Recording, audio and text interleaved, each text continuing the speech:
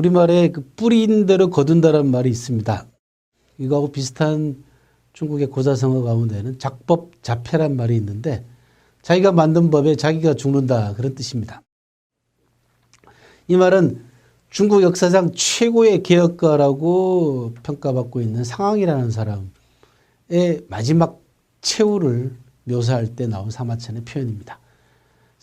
사마천은 상황이 만든 법이 상황을 죽게 만들었다라는 의미로서 작법자폐라는 말을 썼는데 최고 개혁가 상황이 도대체 어떤 개혁을 실시했고 어떤 법을 만들었길래 결국은 자기 스스로 자기 법에 걸려서 죽게 되었는가라는 문제와 더불어서 개혁이 갖는 의미 또 개혁의 한계 뭐 이런 부분들 그다음에 법과 규제 문제 오늘날 우리 사회에 있어서 개혁이 얼마나 필요한가라는 문제 이런 부분들을 한번 생각해 보도록 하겠습니다. 여러분들이 몸담고 있는 조직이나 단체에 있어서 개혁할 점들은 무엇이며 또 그 개혁에 따른 반발이라든지 또는 개혁에 따른 충격 같은 것을 어떤 방식으로 완화시키고 조직원들의 그 조화를 이루어서 인화를 이루어서 개혁을 지속적으로 끌고 갈 수 있을 것인가 이런 문제까지도 같이 생각해 볼 수 있는 그런 기회가 될 것 같습니다. 상황은 원래 위나라 출신입니다. 전국시대 때 보면 위나라가 두 나라가 있었습니다. 하나는 약한 위나라가 있었고 강한 위나라가 있었는데 아주 보잘것없는 약한 약소국 위나라 출신이었습니다. 이 위나라 출신 상황이 그 당시에 최고의 강대국이었던 위나라로 다른 위나라로 건너와서 남의 밑에서 우리가 여러 차례 얘기했던 식객 노릇을 하고 있었는데 결국은 이 위나라에서도 인정을 받지 못하고 서쪽에 있는 진나라로 건너오게 됩니다. 그래서 진나라 효공을 만남으로써 그 호랑이의 날개가 단 듯이 진나라의 개혁 정책을 주도하게 되는데 한 20여 년간에 걸쳐 가지고 진나라 개혁을 주도를 하게 됩니다. 그렇게 해서 중국 역사상 나아가서는 세계 역사상 가장 완벽한 개혁을 이루어냈다라는 평가를 들을 만큼 철저하게 진나라를 개혁하게 되고 이 상황의 개혁 정책 덕분에 개혁 정치 덕분에 진나라가 나중에 천하를 통일하게 되는 그런 그 바탕을 만들게 되는 겁니다. 여러분들이 잘 알고 계시는 뭐 도량형의 통일, 진시황이 시행했다라고 하는 도량형의 통일이나 그다음에 문자 통일이나 그다음에 수레바퀴 크기 통일 이런 부분들의 대부분의 통일의 기초가 상황의 개혁을 통해서 다져졌다는 점도 아시고 넘어갈 필요가 있습니다. 진시황이 시행했던 통일 정책이 어느 날 갑자기 튀어나온 것이 아니라 진나라를 개혁으로 이끌었던 최고의 개혁과 상황의 개혁이 그전에 있었기 때문에 가능했다라는 점도 개혁의 지속성 문제와 더불어서 한번 사전에 여러분들이 알고 넘어가시는 게 개혁을 이해하는 데 도움이 될 것 같습니다. 진나라로 건너온 상황은요. 개혁 군주였던 효공을 만나게 되는데 무려 4번을 만나게 됩니다. 진나라 효공은 개혁 정책에 대한 강렬한 의지를 가지고 구현령이라 그래가지고 천하의 유능한 인재를 구합니다라고 하는 그 광고를 냅니다. 요즘식으로 얘기하면 신문 광고도 내고요. 텔레비전 광고도 내고 심지어는 인터넷에다가도 다 광고를 내가지고 나를 도와가지고 진나라를 개혁 정책으로 이끌 수 있는 개혁시킬 수 있는 아이디어나 정책을 제안하는 사람이면 누구든지 유능한 사람이면 내가 후위 대접하겠다라는 그런 광고를 냅니다. 그 구현령을 보고 상황이 진나라로 건너오게 되는데 재미난 건요. 상황이 진나라 효공을 무려 4번이나 만난다는 사실입니다.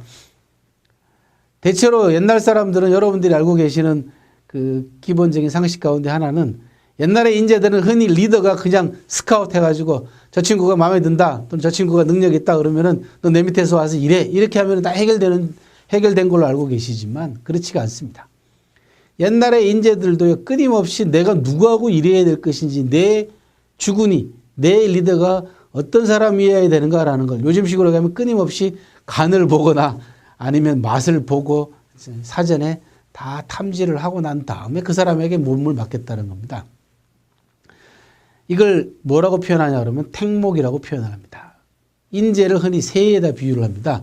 그래서 옛날에 기본적인 그 인재 기용의 방법은 택조라 그랬습니다. 새를 택한다 그랬습니다. 군주가 어떤 새를 데리고 올 것인가라는 군주의 마음이란 얘기죠. 하지만 그렇지 않습니다. 유능한 인재들이나 여러 가지 그 재미난 일화들을 보게 되면요. 새가 나무를 택하는 경우, 다시 말씀드려서 인재가 군주를 택하는 경우가 굉장히 많았습니다. 제일 유명한 사람이 누구죠? 제갈량입니다. 그렇죠. 제갈량은 그 당시에 조조, 송건, 유비 여러 인물들을 놓고 자기의 능력을 충분히 발휘할 수 있게 마당을 깔아줄 수 있는 리더가 누굴까 고민한 끝에 유비를 택하게 됩니다. 이걸 택목이라고 얘기를 하는데 상황도 마찬가지입니다.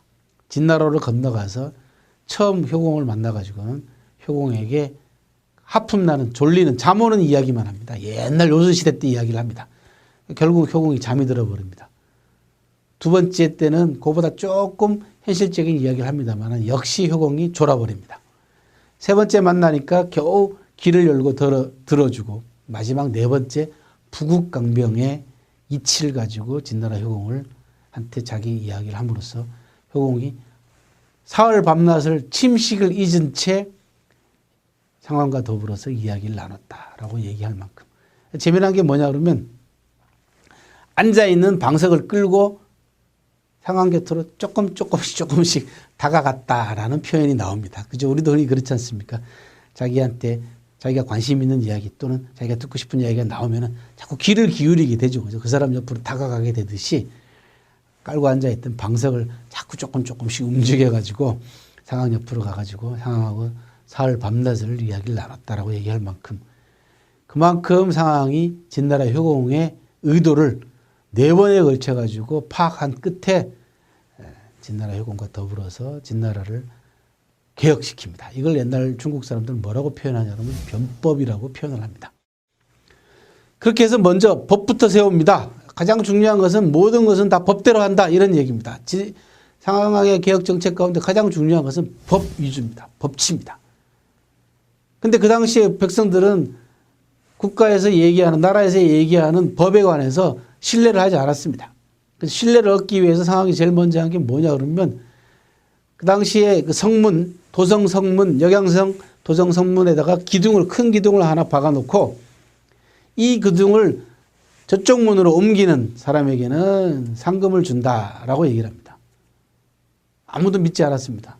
상금도 양이 엄청났을 뿐만 아니고 뭐 이런 걸 가지고 상금을 주냐라고 얘기를 했겠죠. 그렇죠? 전부 다 코웃음을 치고 있는데 아무도 움직이지 않으니까 상금을 올려버립니다. 배 이상으로 올립니다. 그러니까 지나가던 젊은이 한 사람이 심심풀이로 혹시나 하는 마음에서 기둥을 다른 쪽 문으로 옮겨놨더니 그 자리에서 관리가 나와가지고 약속한 대로 상금을 줍니다.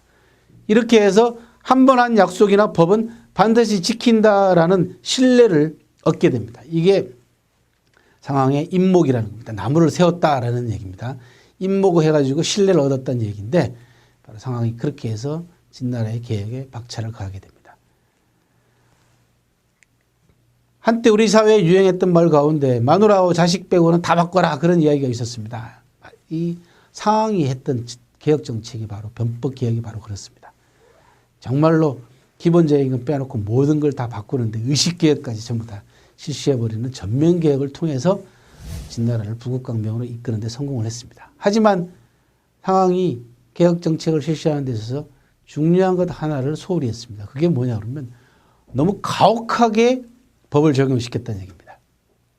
다시 말씀드려서 진나라의 특성이라든지 진나라 사람들의 인심이라든지 진나라 사람들의 풍습이라든지 이런 것들을 고려하지 않은 채 조금이라도 어기게 되면은 정말 가혹하리만큼 심하게 처벌을 가하는 바람에 법이 무서워서 백성들이 법을 어기지는 못했습니다만은 진심으로 마음을 다해가지고 기분 좋게 기꺼이 개혁 정책을 따라주지 않는 그런 부작용을 야기시킨 것도 사실입니다.